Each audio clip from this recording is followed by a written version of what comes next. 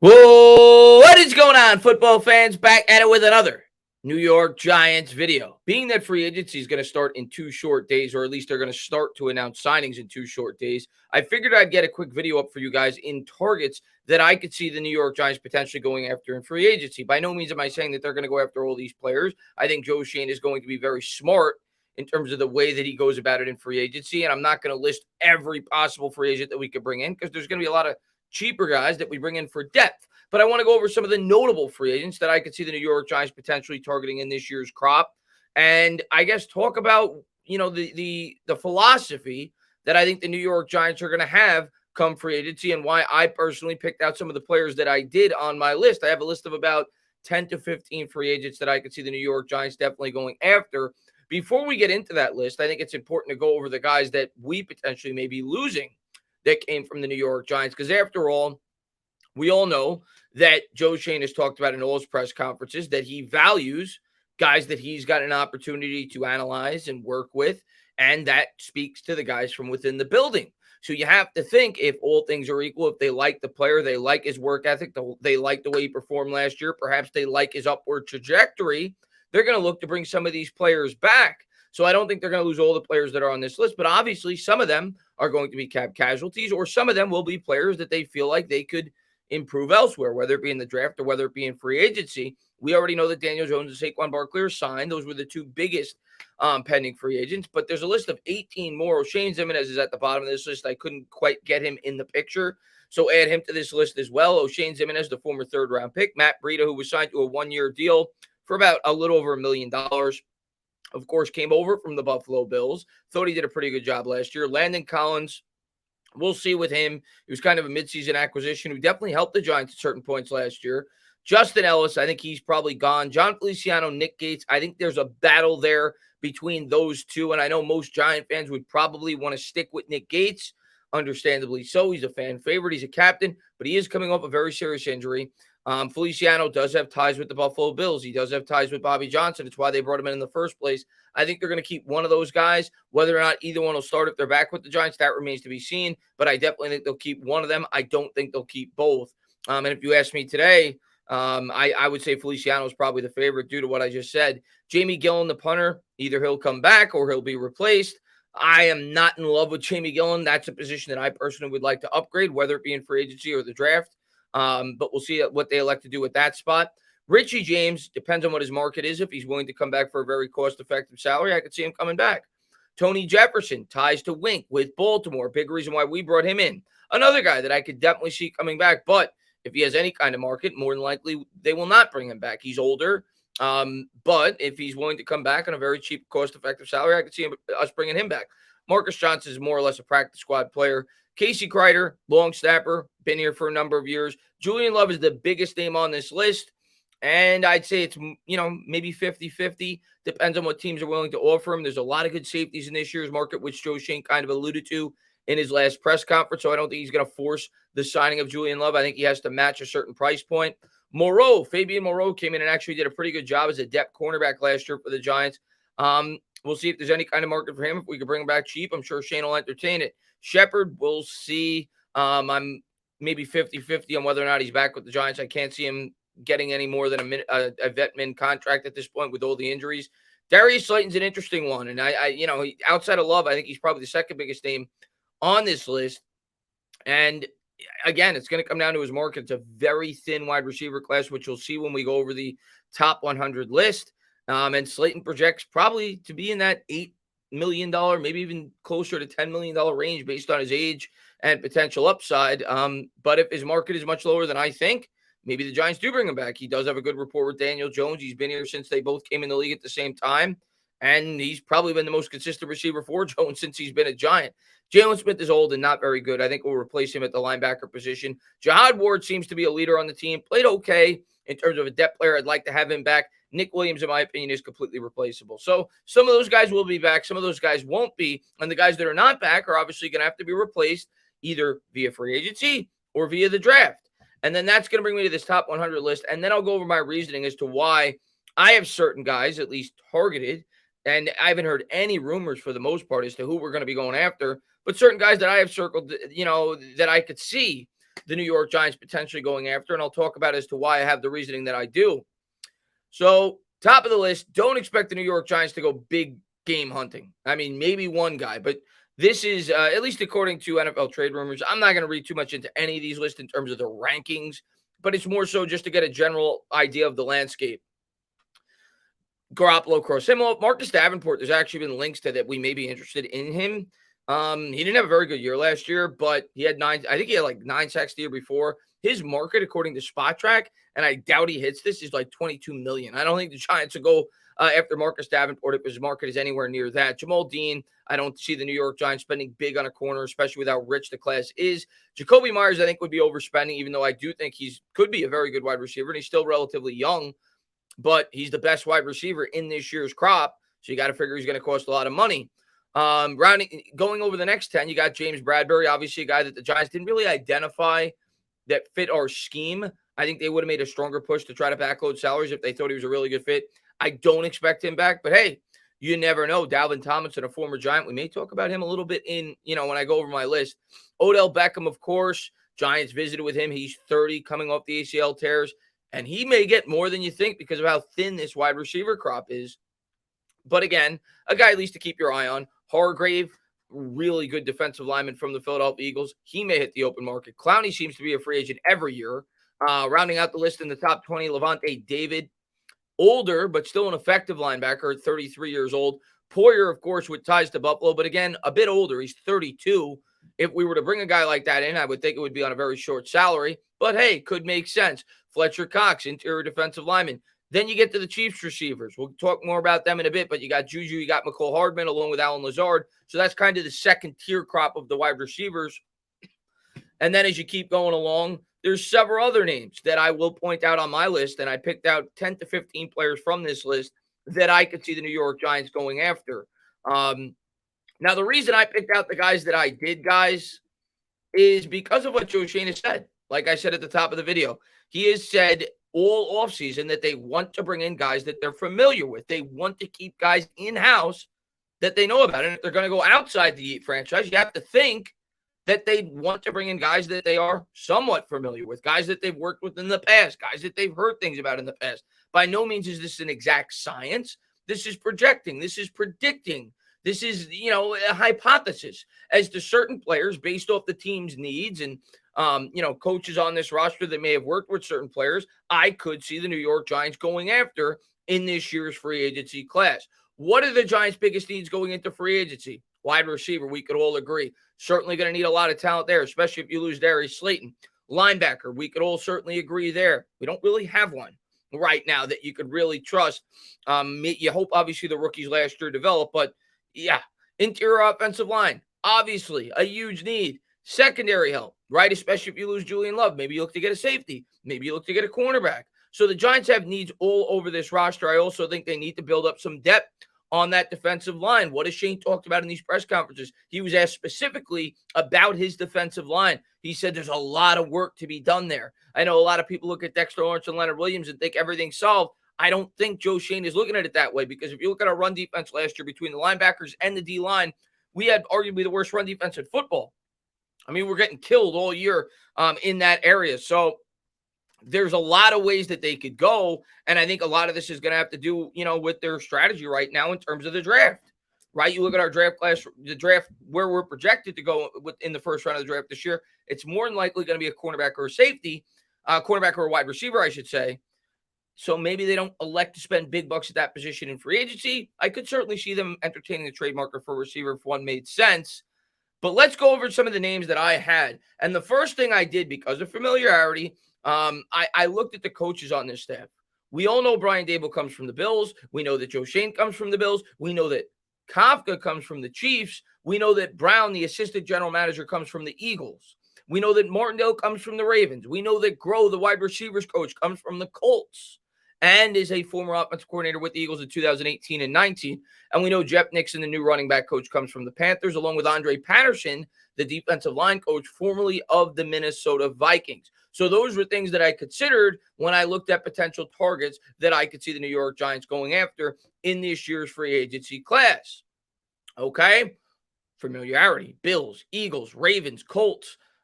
Vikings. Those are teams that I'm looking at when I'm looking at potential free agents that the New York Giants may potentially look to bring aboard.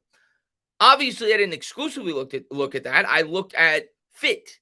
Guys that I felt like could fit the scheme, fit the defense, fit the offense, whatever else. And maybe potentially could fit the price point at the position.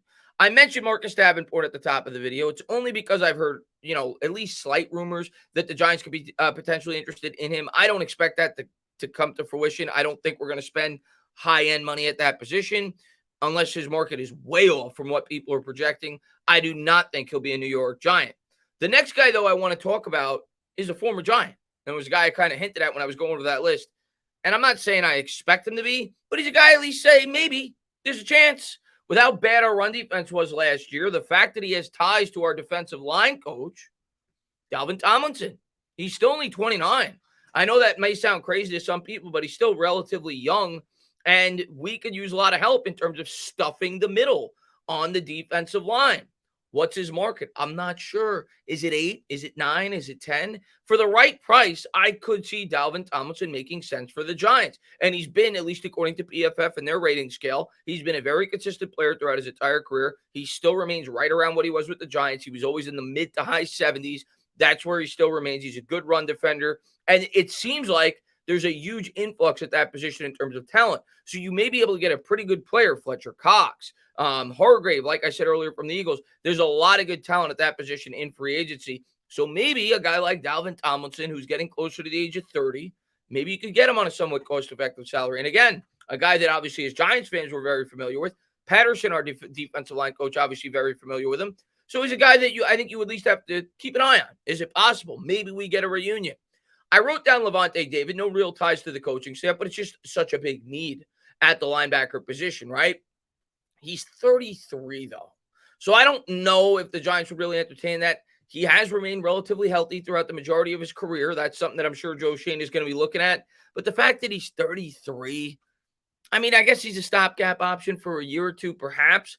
But he's not a guy that I'm going to get really excited about if the New York Giants were to bring in. Jordan Poyer, kind of a similar feeling for me. He's 32, but ties back to Buffalo. If you could get him on a short salary, it's been rumored he'd want to come here. There were videos coming out, however, that he said that he'd want to play in a state with low tax rates where it was a bit warmer. Doesn't sound a whole lot like New York to me, but his ties to Buffalo. I think that's why I put him on this list. And if we were to lose a guy like Julian Love, it could make sense for the Giants to go outside and look to bring in a guy like Jordan Poyer. But Poyer, I would imagine, would cost potentially a bit more than Julian Love. And Love is younger. He's more familiar with the scheme. They know him from within the building. So I could see that going either way. A name I think I want to keep an eye on, and again, I don't know what his market's going to be. According to Spot Track, TJ Edwards of the Philadelphia Eagles, the linebacker, last year graded at it as an 84 per PFF. He's still young. He's been in the league for 5 years. He has ties to this coaching staff, or at least the assistant GM with Brown coming over from the Eagles. He also has ties with Groh, who was the offensive coordinator with the Eagles. Yes, he coached on the other side of the ball, but obviously he was in the building, saw the work ethic. There are ties there, and it's a position of obvious need. You figure there's a chance he could hit the open market. So TJ Edwards maybe is a guy that could certainly make sense for the New York Giants. So keep your eye out on him. $11.9 million projected price tag according to Spot Track. McCole Hardman. It's been a name that you've seen a lot of people bring up, and he's also a wide receiver that I think would fit this scheme very well. Hardman, the Chiefs, young, I think he's 25, has not really came onto the scene, but there's a lot of mouths to feed right in Kansas City over the course of his career between Tyreek Hill and Travis Kelce. They bring in Juju Smith-Schuster this year. Obviously, they brought in Kadarius Toney. Hardman's a guy that's very fast, 4.32, and if you go back and look at the numbers, just 2 years ago, he was second, in the NFL in separation created per route. What is something that Joe Schoen has talked about extensively this offseason when talking about wide receivers that he'd want to bring in? Wide receivers that could create quick separation, and a lot of it. Something that Daniel Jones in this offense is certainly looking for. His ties back to Kafka with Kansas City make a lot of sense. Will his price tag make sense, however? That remains to be seen. But he's young, and if he's a guy that Kafka identifies and the Giants identify as a guy that they think could grow from within their offensive scheme when he gets more of an opportunity, he's a guy that could certainly make sense as a potential target for this New York Giants football team. According to Spot Track, he has a $10.3 million projected salary, which when you think about it, in today's market for wide receivers, it's not a whole lot. You see crazy wide receiver contracts go up every year. So by no means do I think Hardman's a number one, but he could be a guy under the right price at his age that fits our scheme, that the coaching staff has a book on, at least somewhat with Kafka, could be a fit in free agency. And it gives you a little bit more freedom early on in the draft. Isaac Samalo, rather, I think that's how it's pronounced, from the Eagles. The offensive guard, another guy I'm looking at. 75.2 PFF grade last year, still relatively young. His market is 12.1. Ties to Brown with the Eagles. We all know that the interior offensive line is a need right now for the New York Giants, right? So he's a guy that could make sense. Same thing with Chauncey Gardner-Johnson, a safety. Again, that kind of comes down more to love. So I think the safety options, they go to the back burner if we bring back Julian Love. If we don't, you're looking at Poyer, you're looking at Chauncey Gardner-Johnson, and a few other safeties that I may mention throughout the rest of this video. DJ Chark, young, upside, wide receiver position, has never really gotten to the point where a lot of people thought he would. Spot Track has him at $9.5 million on their projected range. He's kind of one of those mid-tier wide receivers that I could see the Giants replacing a guy like Darius Slayton with if they let him walk. But that's his price point. And that's kind of where I project Slayton to be. Maybe a little bit lower, but right around there. And then at least you can make the argument as a Giants fan. At that point, if they're the same price, maybe just bring Slayton back. Familiar with the offense, familiar with Jones, so on and so forth. David Long, I think, is a name you really want to keep an eye on. And probably, in terms of pound for pound, based off of at least what they're saying they project these guys to make, I think could be the best fit based off of his value, how I projected to fit in this defensive scheme for the New York Giants to potentially go after the linebacker out of Tennessee. Now, the one knock on him, you worry about his size of it. He's only 225 pounds. He is actually very good in coverage, not to say of the likes of a guy like Fred Warner, but he's really good in coverage. That's the book on him. And last year, despite the fact that he's only 225 pounds at the position, he graded out as the 6th best linebacker in football against the run and the 14th best linebacker overall.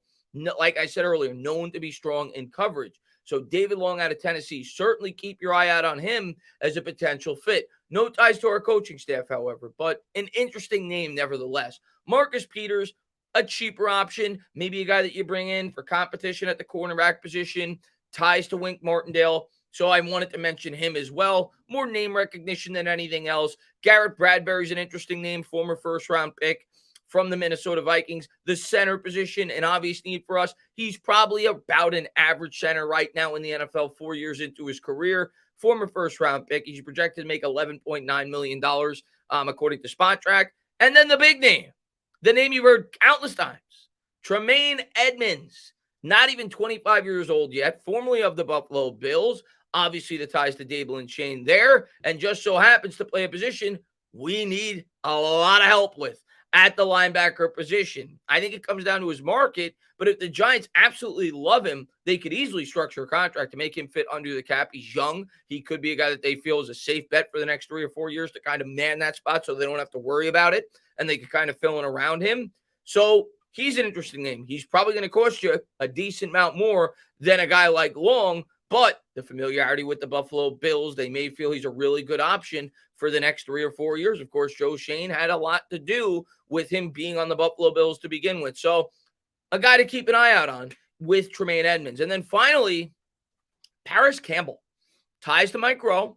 I don't know how much I love him. He's more of a slot guy. I liked him a lot coming out of Ohio State. I remember doing those mock drafts when he was projected to go second round. I at least was keeping my eye out on him then. He's had injuries in the NFL, so that may be something that the Giants are kind of weary of. Shane's also talked about that. He's looking for dependable players, maybe guys with not a track record of getting hurt from within the league. But his ties, obviously, to our wide receiver coach could make him an enticing option with Paris Campbell, being that we need as much help as we can at the wide receiver position. But this is just me speculating. I gave you guys 1, 2, 3, 4, 5, 6, 7, 8, 9, 10, 11, 12. I give you 14 names. And I think those could be some guys that the New York Giants kick the tires on. I'm sure you guys in the comments are going to have more names that you're going to drop. And I'm sure most of the guys that they're going to sign are going to be guys that I didn't name. They're going to be depth signings on either side of the line. But don't be surprised if a name or two on this list that I mentioned, and I didn't even mention Odell Beckham, are guys that the New York Giants may potentially sign in the coming weeks as they look to fill out the rest of their roster. I'm really excited to see what Joe Shane does here in this free agency process as the New York Giants look to build their team for the 2023 season and kind of, position themselves to be able to select the guys that they best want to for the draft. As always, guys, if you like what you watch, please subscribe, drop a comment, maybe give me a little thumbs up. Cheers.